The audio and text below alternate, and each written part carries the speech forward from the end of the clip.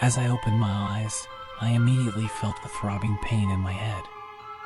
Everything was blurry, and it took me a few moments to realize that I was lying on the cold, hard floor of a dark and damp basement. I tried to move, but my arms and legs were tied up with rough ropes that dug into my skin. Panic set in, and I screamed for help, but no one answered. That's when I heard footsteps coming down the stairs. I looked up to see a figure standing at the top, obscured by shadows. The person descended the stairs slowly, and I could see that it was a man. He was tall and thin, with sunken eyes that seemed to glow in the dim light. He wore a blood-stained apron and carried a large knife in his hand.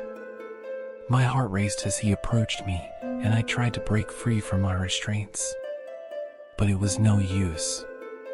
The man stood over me, his eyes fixed on mine, and said in a low, menacing voice, "You're going to eat yourself." I didn't understand what he meant until he began to cut into my flesh with the knife. I screamed in agony as he sliced off a piece of my arm and held it to my mouth. "Eat," he commanded. I tried to resist, but the hunger in my stomach was too much to bear. I opened my mouth and took a bite, tasting the metallic tang of my own blood. The man watched with a sickening grin as I chewed and swallowed, tears streaming down my face. He continued to cut away at my body, feeding me my own flesh piece by piece. I begged him to stop, but he only laughed and told me to enjoy my meal. As the pain and terror consumed me, I began to wonder if I was already dead and this was some kind of hellish punishment. Hours passed, and I lost track of how much of my own body I had eaten. The man seemed to take pleasure in my suffering, but eventually he grew tired and left me alone in the dark basement. I don't know how long I lay there, writhing in pain and despair. But eventually, I drifted into unconsciousness.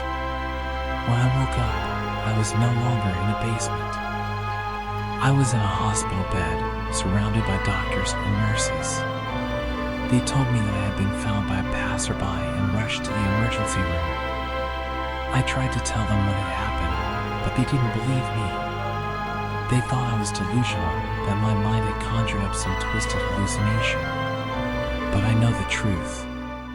And every time I close my eyes, I'm haunted by the memory of that man and the horror he inflicted upon me.